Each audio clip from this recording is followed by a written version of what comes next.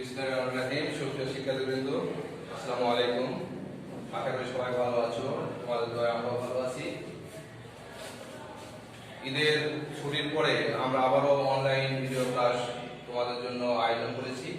তারই অংশ হিসাবে আজকে অষ্টম শ্রেণীর ইংরেজি ফার্স্ট পেপারে বই থেকে উইদাউট ফ্লো আলোচনা করব। আমরা এখানে তোমাদের জন্য তিনটি উইদাউট ফ্লোর ব্যবস্থা করেছি। এখানে দেখা যাচ্ছে যে ভিন্ন তিনটি বিষয় নিয়ে এখানে ক্লিনিক্যাল আমাদেরকে আলোচনা করতে হবে। তো প্রথম যেটি দেওয়া হয়েছে, দেখো আমরা প্রথমে বলেছি রিড দ্য টেক্সট বিলো, এগুলো একটা করে টেক্সট। এই টেক্সটগুলো আমাদের ভালোভাবে পড়তে হবে and fill in the gaps, এবং তারপরে গ্যাপগুলো পূরণ করতে হবে ইউজিং সুইটেবল ওয়ার্ডস। এখানে সুইটেবল অর্থ হচ্ছে আদর্শ কিছু বা অ্যাপ্রোপ্রিয়েট কিছু শব্দ এখানে আমাদেরকে উপস্থাপন করতে হবে। সেই অনুযায়ী এগুলোকে আমরা গ্যাপগুলো পূরণ করব। তবে সমার্থক শব্দ হিসেবে অনেক শব্দ এখানে আসতে পারে।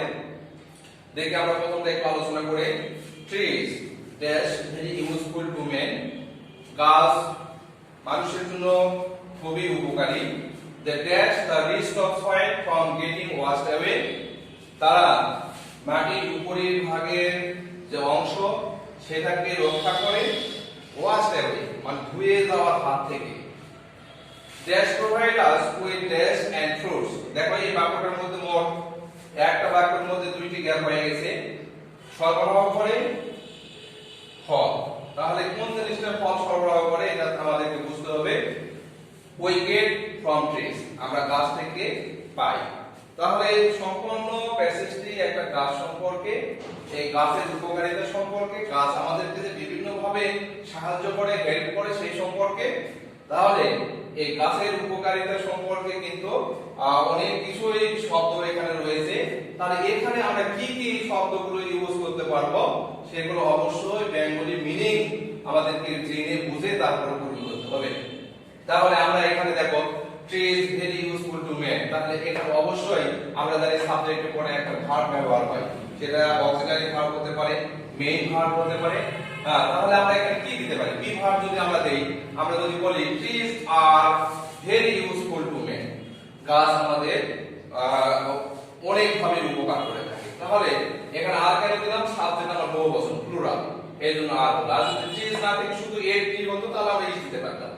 তাহলে প্রথম গ্যাপটা আমরা পেয়ে গেছি, trees are very useful to man, গাছ মানুষের কাছে বিভিন্ন ভাবে উপকারী। যে dash the risk of soil from getting washed away, দেখো এখানে সাবজেক্ট দে বলতে কিন্তু ট্রিজ কে বোঝানো হচ্ছে, এটা প্রোনাউন।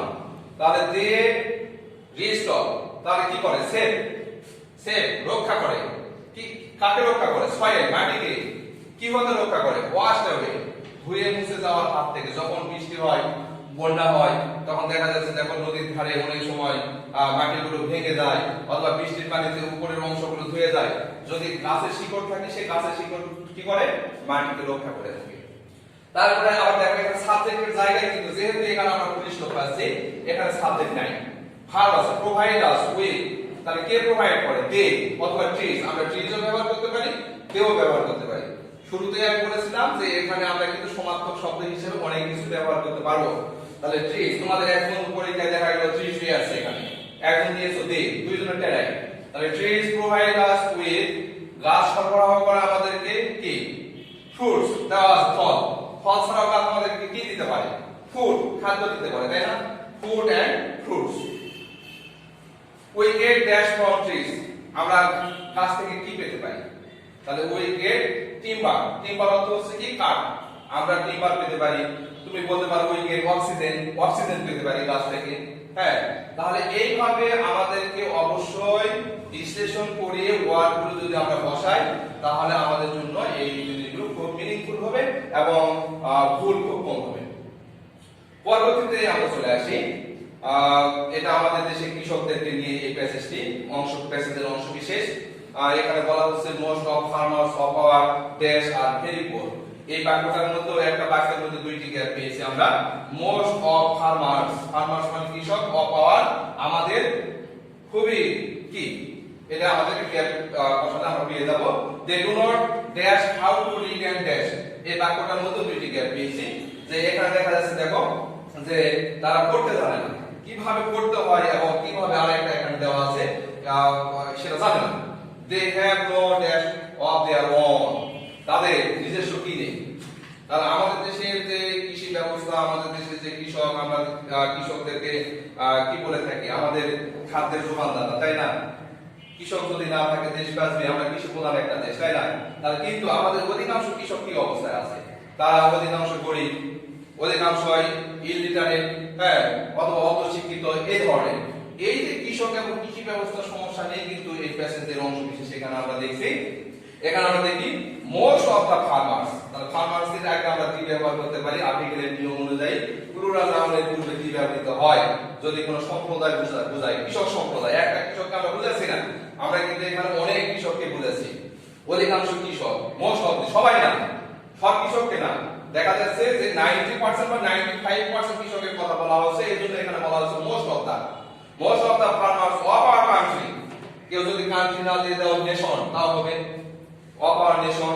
আর ভেরি পুয়ার, তাহলে আমাদের দেশের অধিকাংশই কৃষক হচ্ছে খুবই গরিব। They do not know, K N O W, no, they do not know, তারা জানে না how to read and write, কিভাবে লিখতে এবং পড়তে হয়। They have no dash of their own, তাদের কি নেই? নিজস্ব কি নেই? ল্যান্ড, ল্যান্ড, তাদের নিজস্ব কোনো ভূমি নেই। তাহলে মোস্ট অফ দা, এখানে যদি আমি দিয়ে দেই most of the farmers of our, এখানে যদি আমি কান্ট্রি দেই, আর very poor, they do not know, তারা জানে না, কে এন ও ডাব্লিউ, হ্যাঁ, তারা জানে না how to read and write, কিভাবে পড়তে এবং লিখতে হয় তারা সেটা জানে না। তারপরে কি হলো? দে হ্যাভ নো ল্যান্ড, মানে অধিকাংশ কৃষকেরই কিন্তু নিজস্ব জমি নেই। তারা কি করে? বর্গা চাষ করে, অন্যের জমিতে চাষাবাদ করে জীবিকা নির্বাহ করে। তাহলে এইভাবে আমাদেরকে বিশ্লেষণ একটু করতে হবে, তাহলে দেখা যাবে যে ভুলের সংখ্যা আমাদের খুব কম হবে। এবং তোমরা জানো প্রত্যেকটা গ্যাপের জন্য এখানে কিন্তু 1 মার্ক, 5 গ্যাপের জন্য 5টি মার্ক, খুব সহজেই পাওয়া যায়। এরপর চলে আসবো অতি গুরুত্বপূর্ণ একটা জিনিস, সেটা হচ্ছে পেপার। হ্যাঁ, যে পেপার ছাড়া আধুনিক জীবন আমরা কল্পনা করতে পারি না। অধিকাংশই অফিস আদালতে এবং শিক্ষা ব্যবস্থায়, হ্যাঁ, পেপার কিন্তু গুরুত্বপূর্ণ একটা জিনিস। পেপার ছাড়া আমরা চলতে পারবো না। পেপার হচ্ছে আধুনিক জীবন ব্যবস্থায় একটা গুরুত্বপূর্ণ একটা জিনিস। তাহলে paper is a very dash thing, paper হচ্ছে খুবই কি রকম একটা জিনিস। আচ্ছা, the people of China paper first, তাহলে ধারণা করা হয় এই যে পেপার, যে কোনো জিনিস একটা আবিষ্কার করে কোনো না কোনো দেশে প্রথমে আবিষ্কার হয়, তারপরে সেটা আস্তে আস্তে ছড়িয়ে যায়। তাহলে the people of China paper first, চীনের লোকজন প্রথম পেপার কি করে? ইন দোজ ডেজ, সেই সময়ে people would farm live in lieu of dash, সেই সময় মানুষ কি করত? তাল পাতা ব্যবহার করত। কিসের পরিবর্তে? ইন লিউ অফ, অর্থের পরিবর্তে। Paper is so important that, paper এতই গুরুত্বপূর্ণ যে dash can not do even for a moment without it, এক মুহূর্ত এটা ছাড়া অনেক কিছু করা যায় না। তাহলে আমরা যদি এটা গুরুত্ব অনুধাবন করি, সেই অনুযায়ী যদি এখানে গ্যাপগুলো আমরা বসাতে পারি, তাহলে দেখি paper is a very dash thing. কি বললাম আমি প্রথমেই তোমাদের বিশ্লেষণ করে বললাম যে গুরুত্বপূর্ণ। তাহলে এখানে আমরা যদি বলি গুরুত্বপূর্ণ, ইংলিশ হচ্ছে important. Paper is a very important thing. কেউ লিখবে এখানে সিগনিফিকেন্ট, তাও হবে। দ্য পিপল অফ চায়না, এখানে আমরা যদি বলি ইনভেন্টেড, ইনভেন্টেড অর্থ হচ্ছে আবিষ্কার করা। কেউ আবার ডিসকভার লিখতে কিন্তু হবে না। ডিসকভার মানেও আবিষ্কার করা, কিন্তু দুটার মধ্যে তফাৎ আছে। কোন জিনিসপত্র আবিষ্কার করার ক্ষেত্রে হবে ইনভেন্টেড, যন্ত্রপাতি আবিষ্কার করার ক্ষেত্রে হবে ইনভেন্টেড, কিন্তু কোন নতুন দেশ মহাদেশ যেটির অস্তিত্ব ছিল না এই ধরনের কোনো কিছু আবিষ্কার করার ক্ষেত্রে হবে ডিসকভার। তাহলে the people of China invented paper first, ধারণা করা হচ্ছে কি যে চীনের লোকজন প্রথম পেপার আবিষ্কার করেছিল। In those days people would, সেই সময় লোকজন কি করত? ইউজ, ব্যবহার করত পাম লিভ, তাল পাতা, ইন লিউ অফ, পরিবর্তে কিসের? এখানে তোমরা বলতে পারো ইন লিউ অফ ইট, অথবা ইন লিউ অফ পেপার। হ্যাঁ, পেপারের পরিবর্তে, অথবা ইট দিলেও সমস্যা নেই, এটার পরিবর্তে। Paper is so important that, paper এতই গুরুত্বপূর্ণ যে we can not do even for a moment without it, এক মুহূর্ত আমরা কিন্তু এটি ছাড়া চলতে পারি না। অথবা people can not do even for a moment, লোকজন এক মুহূর্ত চলতে পারে না। তাহলে আমরা কিন্তু গুরুত্বপূর্ণ কিন্তু তিনটা বিষয় আলোচনা করলাম। এখানে যেভাবে লিখে দিয়েছিলাম এখানে আমি লিখিনি, এখানে লিখে দেই trees are very useful to man, they save অথবা প্রোটেক্ট, সেভ মানে রক্ষা করে।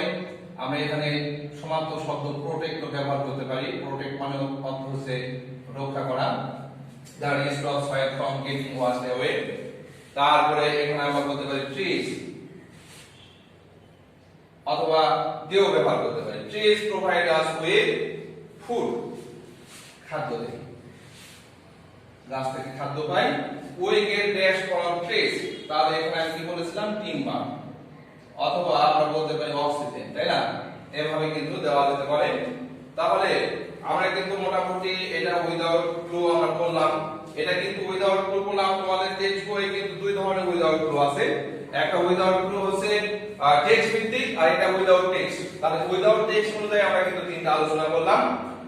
নেক্সট ক্লাসে অবশ্যই টেক্সট ভিত্তিক আমি আলোচনা করার চেষ্টা করব ইউনিট 6 এবং 7 থেকে। সেই পর্যন্ত তোমরা সবাই ভালো থেকো, সুস্থ থেকো, বাড়িতে থেকো, স্বাস্থ্যবিধি মেনে চলো। সবার জন্য শুভকামনা। খোদা হাফেজ।